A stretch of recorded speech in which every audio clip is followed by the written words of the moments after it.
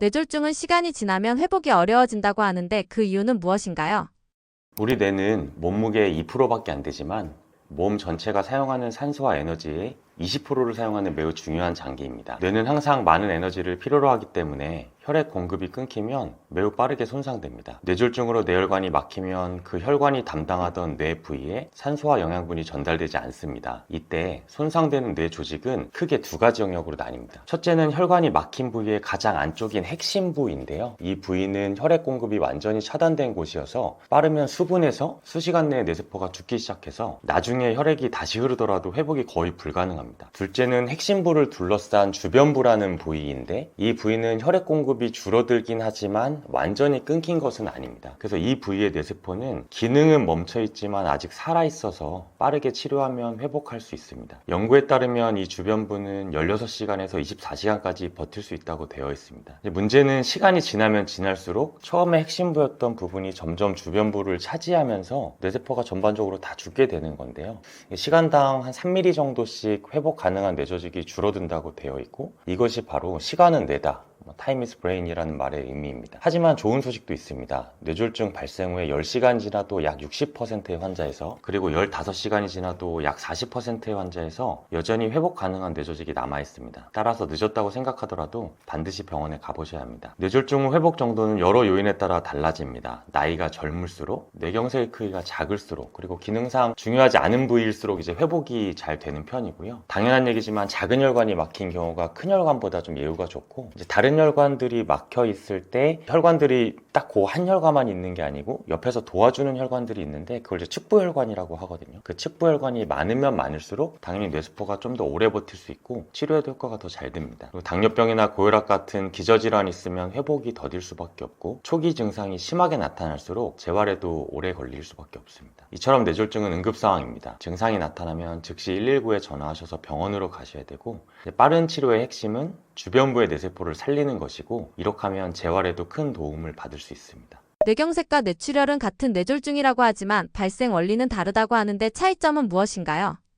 뇌경색과 뇌출혈은 모두 뇌졸중의 한 종류지만 발생 원인과 기전에 따라서 위험 인자가 다 다릅니다. 뇌경색은 뇌혈관이 막혀서 생긴 질환이고 뇌출혈은 뇌혈관이 터져서 생긴 거거든요. 이제 결과론적으로 뇌세포가 죽기 때문에 증상은 비슷하지만 그 발생 원리가 아예 다르기 때문에 위험 인자도 다르고 그에 따라서 당연히 치료법도 달라지게 됩니다. 이제 뇌경색 같은 경우에는 혈관이 막혀서 생기는 병인데 혈관이 막힐 때 그 자리에서 조금씩 동맥경화나 혈전 같은 게 생기다가 막히는 경우도 있고 아니면 다른 곳에서 만들어진 혈전이 날라와서 한 번에 막히는 색전에 의해서도 막히는데 그렇기 때문에 이제 증상도 갑작스럽게 발생하거나 아니면 조금 서서히 진행하다가 어느 순간 도드라지게 나타나는 그런 경우가 있습니다. 주요 위험인자로는 고혈압, 당뇨, 고지혈증, 심장질환 중에서도 심방세동과 같은 그런 부정맥 질환들이 주요 위험인자고요. 그 외에도 흡연, 비만, 고령 등을 이제 위험 요인으로 알려져 있습니다. 특히 그 중에서도 심방세동이 혈전을 잘 만들고 뇌경색을 굉장히 위험하게 잘 만들기 때문에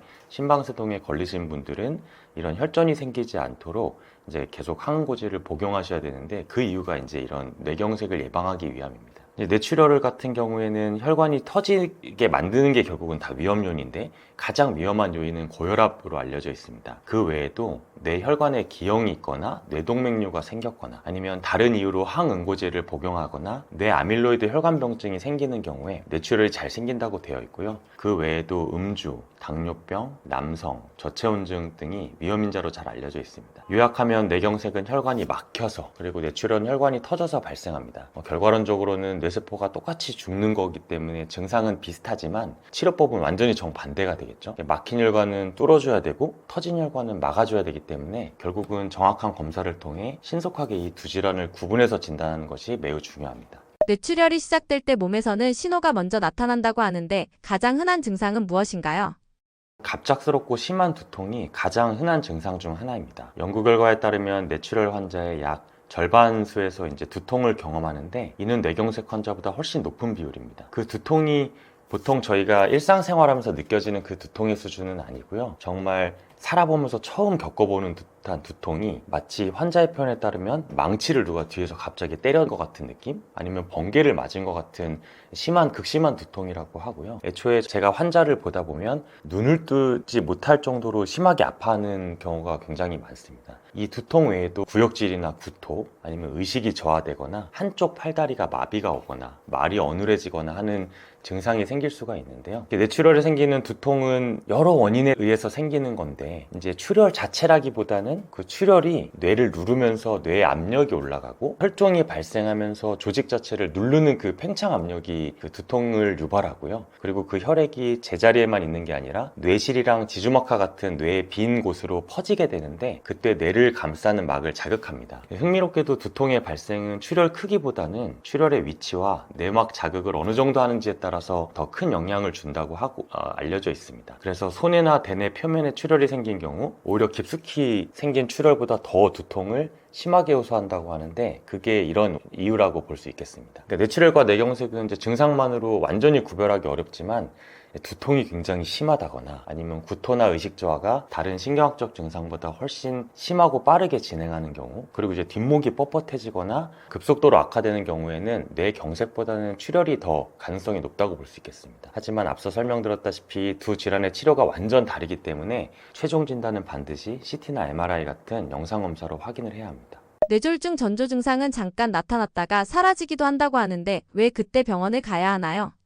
뇌졸중 전조 증상이 잠깐 나타났다가 사라지기도 하고, 실제 검사에서도 뇌졸중 소견이 보이지 않는 경우가 있습니다. 이때 일과성 허혈 발작이라는 진단명을 붙이게 됩니다. 일시적으로 혈관이 막혔다가 저절로 풀린 상태로 보이는데요. 단기간 내에 실제 뇌졸중으로 진행할 가능성이 매우 높은 응급 상황입니다. 연구에 따라 약간 차이는 있지만 일과성 허혈 발작 이 생기면 90일 이내에 최대 18% 정도에서 실제 뇌졸중이 발생하고요. 이 중 절반 가까이는 48시간 이내에 발생하죠. 특히 고령이거나 당뇨병을 앓고 있거나 그 뇌졸중 전조 증상이 10분 이상 지속된 경우, 그리고 실제로 운동마비나 언어장애까지 생겼던 경우에는 그 위험성이 더 높다고 알려져 있습니다. 따라서 증상이 완전히 사라졌다고 하더라도 안심하지 마시고 즉각적으로 병원에 내원하셔가지고 평가와 치료가 반드시 필요합니다. 그러면 증상이 다 없어졌는데 병원 오면 뭘 해야 되나 이렇게 궁금해 하실 수가 있는데, 병원에 방문하면 실제 그냥 잠깐 스치고 지나간 건지 아니면 뇌경색이 생겼는지를 평가하기 위해서 MRI를 촬영하게 되고요. 그리고 실제 어떤 아까 말씀드린 혈전이 이제 생겨서 날아갈 준비를 하고 있는지 보기 위해서 피검사나 심장 초음파 검사 이런 거를 이제 해봐서 위험을 저희가 평가를 하게 되고요. 실제 위험성이 높다고 평가된 환자한테는 뇌경색이 생기지 않더라도 조기에 항혈소판제제나 항응고제를 처방해서 그 위험을 많이 낮추려고 노력합니다. 그리고 검사상 경동맥 협착 여부도 굉장히 중요한데, 경동맥이 협착돼 있는 경우에는 혈관 중재술을 조기에 시행해서 뇌졸중 위험을 최대 80%까지 낮출 수 있다고 알려져 있습니다. 따라서 증상이 잠깐 나타났다가 사라졌다고 할지라도 병원에 꼭 방문하셔서 검사를 받아보시는 편이 안전합니다. 특히 고령자의 경우 말투나 행동 변화가 노화로 보이기도 하는데 뇌졸중 신호와 어떻게 구분해야 하나요?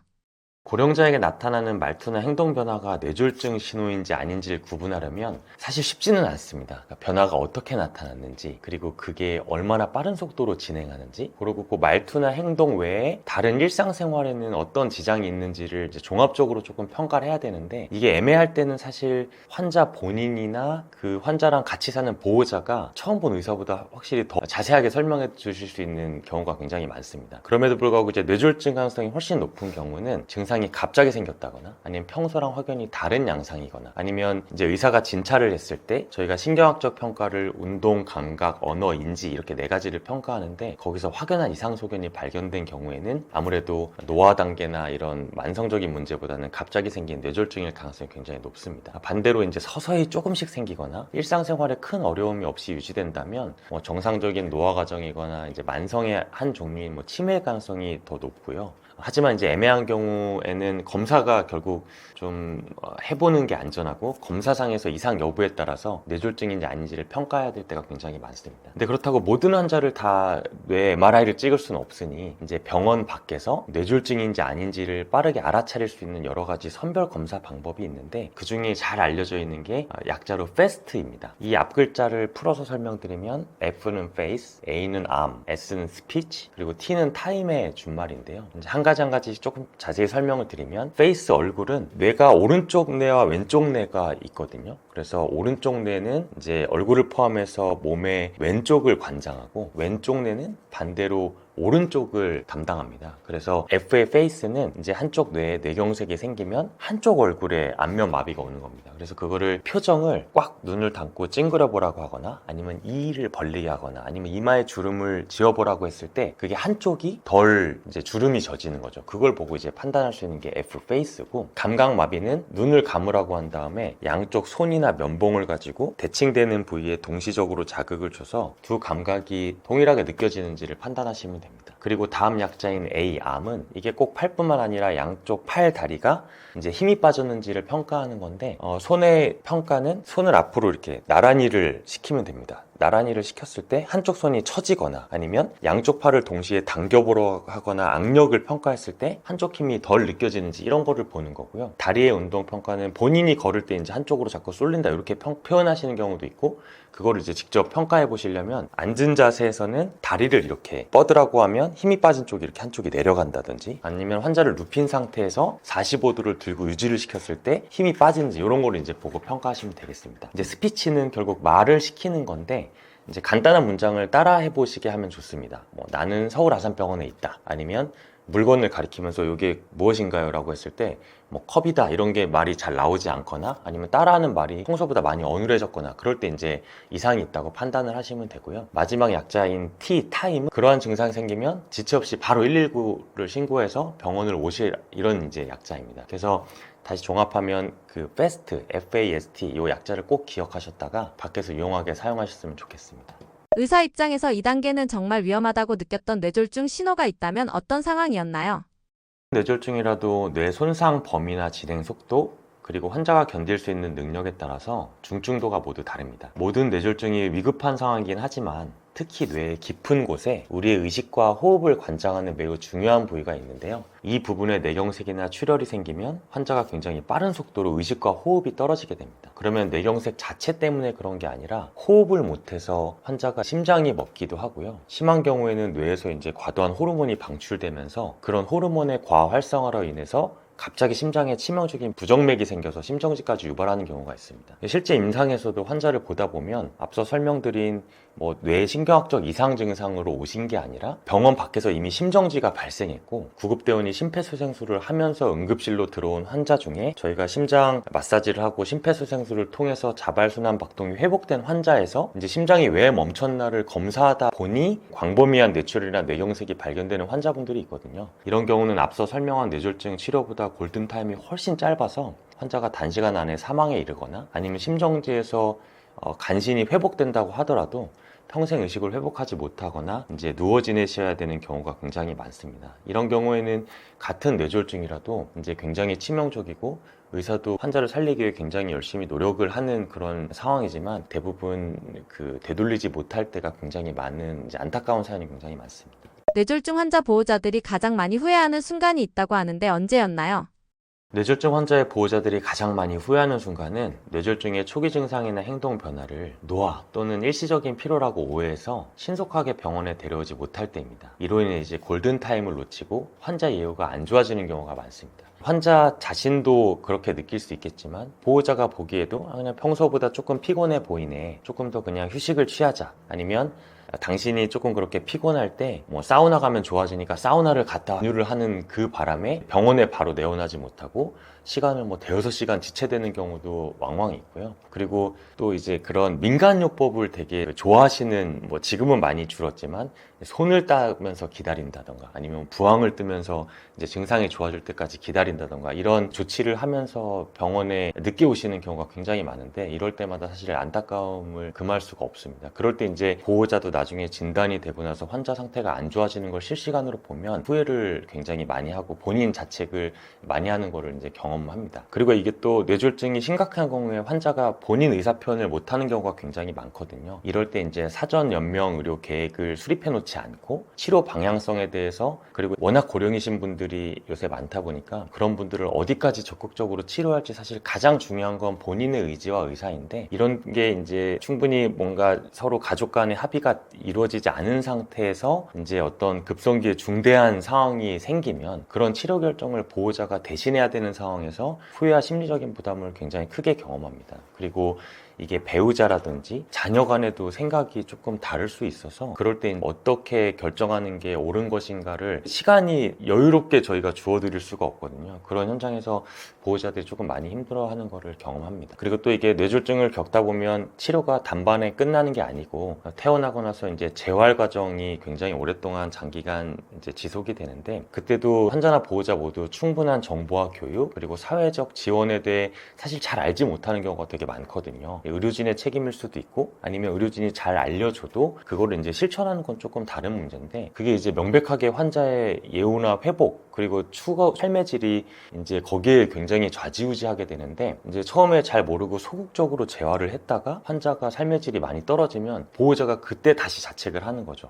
그 상황에서 조금 더 적극적으로 다양한 치료를 우리가 도와드릴 걸, 혼자 사시게 하지 말고 우리가 적극적으로 모실 걸, 이런 게 그 당시에 드는 굉장히 많은 후회라서, 어떤 다양한 방면에서의 후회를 줄이려면 평소에 이제 뇌졸중 증상에 대해서 좀 자세히 알아두고 빠르게 인지해서 119에 신고해서 빠르게 처치받게 하고, 그리고 치료를 받고 나서도 추후 관리에 적극적으로 이제 보호자도 환자한테 개입을 하고 의료진과 소통을 하는 게 이제 후회를 가장 줄이는 방법이라고 할 수 있겠습니다. 40대 이후에는 뇌출혈 위험을 확인하는 검진이 중요하다고 하는데 가장 우선해서 고려할 검사는 무엇인가요? 40대 이후 성인에서 뇌출혈 위험을 확인하기 위해 가장 우선적으로 고려해야 될 검진은 혈압평가 및 관리입니다. 혈압 조절을 통해서 뇌출혈 발생을 유의하게 낮출 수 있다는 사실이 이미 대규모 역학 연구에서 다 확인된 상황인데요. 다른 약을 먹는다거나 몸에 좋은 음식 섭취 이런 것보다 사실 제일 중요한 건 이제 정기적으로 혈압을 측정하고, 고혈압이 생겼다 싶으면 적극적으로 진료를 보고 약 처방을 받고 생활 습관을 교정하면서 혈압을 철저하게 관리하는 게 뇌출혈 위험도를 이제 낮출 수 있는 1차 예방의 핵심이라고 볼 수 있겠습니다. 그 외에도 2명 이상의 직계 가족이 뇌동맥류나 뇌출혈이 있는 병력을 가지고 있거나, 아니면 본인이 다낭성 신질환을 앓고 있고 다른 이유로 항응고제나 항혈소판제제를 복용하고 있다면 상당한 뇌출혈 고위험군이거든요. 이럴 때는 혈관 상태를 볼 수 있는 MR이나 CT 검사가 권고됩니다. 여기서 말씀드리는 MR은 이제 일반 MRI나 CT는 뇌 실질 자체에 어떤 문제가 있는지를 평가하는 건데, 그게 아니라 뇌로 가는 혈관에 조영제라는 물질을 넣어서 뇌 안쪽으로 지나다니는 혈관 자체를 평가하는 거거든요. 거기서 그 혈관에 이제 터질 위험 있는 뇌 동맥류가 있다든지, 아니면 언제 생겼는지 모를 뇌 혈관 기형이 있다면 그거를 이제 그 MR 안지오그래피랑 CT 안지오그래피라는 조영술 검사를 이제 하면 확인을 할 수 있거든요. 그래서 검사상에서 앞서 말씀드린 병변이 있는 경우에 터지기 전에 적극적으로 시술을 한다면 뇌출혈 발생 위험을 현저하게 낮출 수 있습니다. 요약하자면 일반 성인에게서는 이제 혈압 평가 및 관리가 최우선의 검진이고요. 그리고 이제 가족력이나 유전적 위험이 있는 경우에는 뇌혈관 영상 검사가 추가로 고려됩니다. 그럼 과연 이제 이런 고위험군이 아닌 환자분들한테 영상 검사가 이득이 있냐? 그리고 고위험 환자분들은 그러면 얼마 주기로 뇌혈관 영상 검사를 계속 추적 검사를 해야 되냐에 대해서는 아직 정확히 알려진 바는 없습니다. 그래서 그 근처에 찾아가실 수 있는 전문가랑 상담하셔서 그 전문가의 의견에 맞게 진행을 하시면 될 것 같습니다. 뇌졸중을 예방하는 데 생활 습관이 중요하다고 하는데 무엇인가요?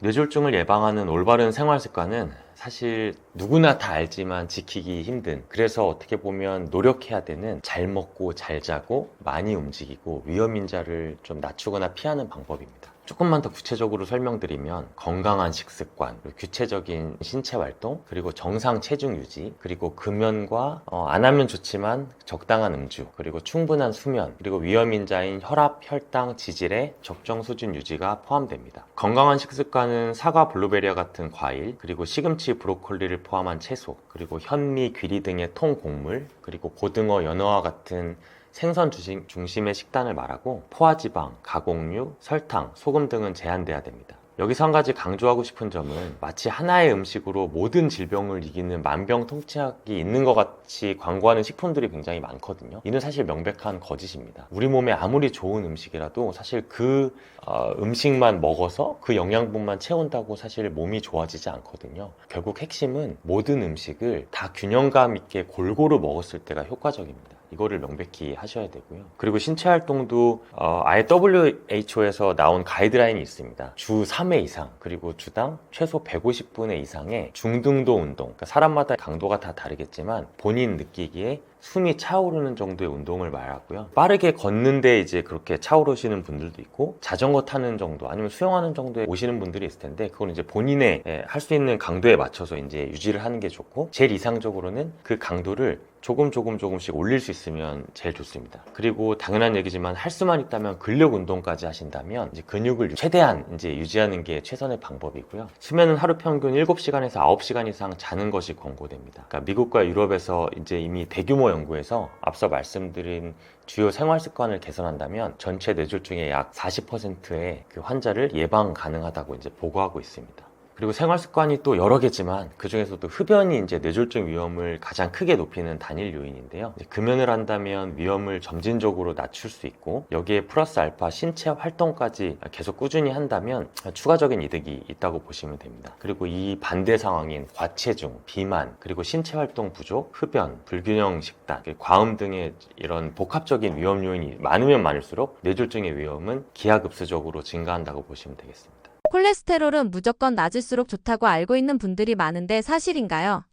콜레스테롤은 혈중 지지를 총칭하는 말로 크게 네 가지로 분류합니다. 이제 첫 번째는 LDL 콜레스테롤로 흔히 나쁜 콜레스테롤이라고 부릅니다. 혈관벽의 협사여 동맥 경화를 일으키고 뇌졸중이나 심각한 뇌졸중과 심혈관 위험성을 굉장히 높입니다. 두 번째는 HDL 콜레스테롤인데요. 좋은 콜레스테롤이라고 부릅니다. 혈관벽에 쌓인 콜레스테롤을 간으로 운반해서 제거하는 역할을 해서 HDL은 반대로 높으면 높을수록 심혈관 건강에 유리합니다. 세 번째는 총 콜레스테롤로 LDL과 HDL 성분을 모두 합한 수치입니다. 네 번째는 트리글리세라이드 중성 지방인데요. 엄밀히 콜레스테롤은 아니지만 함께 측정되는 혈중 지질로 수치가 높아지면 높아질수록 심혈관의 위험성이 증가한다고 되어 있습니다. 따라서 이제 콜레스테롤을 낮추면 낮출수록 좋다는 이제 더 구체적으로는 LDL을 말하는 건데, 그러면 과연 그 LDL을 어느 정도까지 낮춰서 관리하는지는 나라마다, 그리고 인종마다, 그리고 고위험 인자를 얼마나 가지고 있는지에 따라서 약간 차이가 있습니다. 일반적으로는 생활습관 교정이나 그걸로 부족할 때 이제 스타틴 제제라는 약물을 써서 낮추는데, LDL을 70 미만으로 낮추는 게 가장 널리 권고되는 목표치고요. 여기서 만약에 비만이나 아니면 다른 고위험군을 같이 갖고 있는 사람들에게 는 70보다 더 낮은 수준인 55 또는 경우에 따라서는 40 미만 40mg/dl까지 낮추는 게 권장되기도 합니다. 따라서 무조건 낮춘다기보다는 LDL을 그 위험성을 고려해서 개인마다 얼마만큼 낮추는지는 맞춤 치료 전략을 수립하는 게 중요하다고 볼 수 있겠습니다. 뇌졸중이 의심되는 순간에는 골든타임이 중요하다고 하는데 보호자는 어떤 순서로 행동해야 하나요? 고령자의 뇌졸중을 의심할 때 가장 중요한 것은 이를 빠르게 인지하는 것입니다. 앞서 설명한 패스트를 간단하게 체크해서 해당 증상이 하나라도 있으면 즉시 119에 연락하는 것입니다. 직접 환자를 병원에 이송하는 것보다 119를 통해 병원에 가는 것이 안전합니다. 같은 뇌졸중이라도 심한 정도가 모두 다르기 때문에 그걸 약물로만 치료할지 아니면 시술이나 또는 수술이 필요한지가 모두 다릅니다. 이는 일반인이 긴박한 순간에 평가하기 굉장히 어려운 내용이고요. 그리고 같은 병원도 실시간마다 의료 자원이 이용할 수 있는 정도가 다 다르거든요. 그래서 이는 일반인들이 평가하는 것보다는 구급대원이 의료진과 직접적으로 연락해가면서 병원 선정하는 것이 훨씬 더 적절합니다. 119가 현장에 도착했을 때 이제 환자의 나이와 기저질환, 그리고 이제 두 가지 시간을 잘 알려주셔야 되는데, 첫 번째로는 마지막으로 환자가 정상이었던 모습, 라스트 노멀 타임이고요. 그리고 처음으로 비정상적인 모습이 관찰된 시간, 퍼스트 앱노멀 타임, 이 두 가지 시간을 정확하게 전달을 하셔야 됩니다. 이 정보가 이제 치료 방법을 결정하는 데 매우 중요한 정보입니다. 119에 신고한 후에는 환자 옆을 지키면서 안정된 자세를 유지하게 하고 의식이나 호흡, 맥박이 있는지를 지속적으로 확인합니다. 그리고 구급대원이 도착하지 않더라도 환자의 의식과 호흡이 완전히 없어진 경우에는 지체하지 말고 심폐소생술을 시행해야 합니다. 응급 상황에서 가족이 도와주려다 오히려 위험해지는 행동이 있다고 하는데 대표적인 예는 무엇인가요?